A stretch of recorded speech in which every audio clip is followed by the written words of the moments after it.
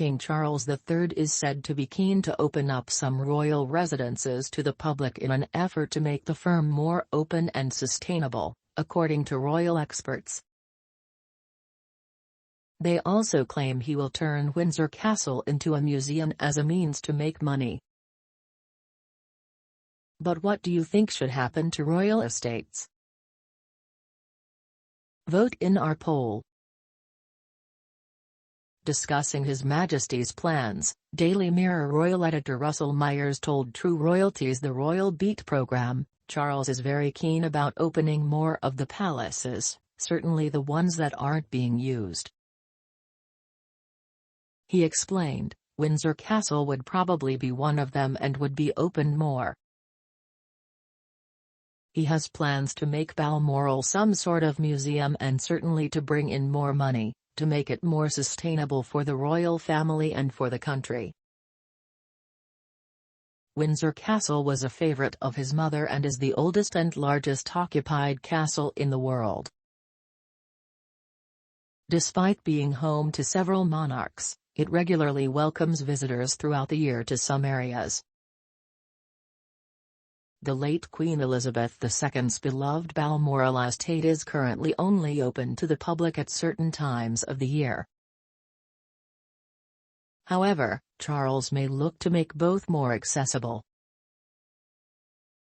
Buckingham Palace, the official home of the British sovereign, could also be turned into a larger museum.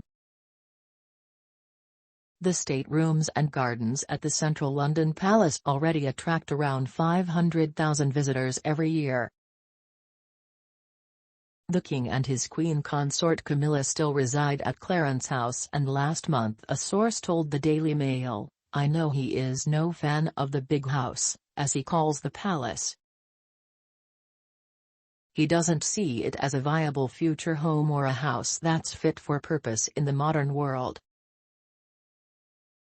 He feels that its upkeep, both from a cost and environmental perspective, is not sustainable.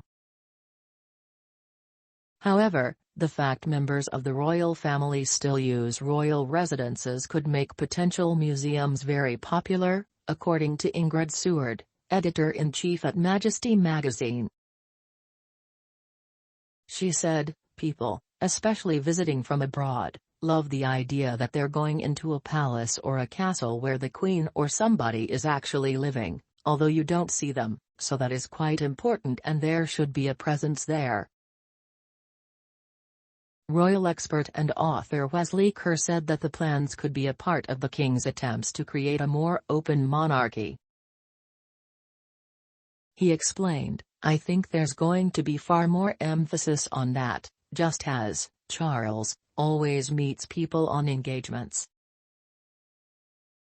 The Queen probably didn't do that towards the end of her reign, so I think there's just much more emphasis on it being a public and open monarchy."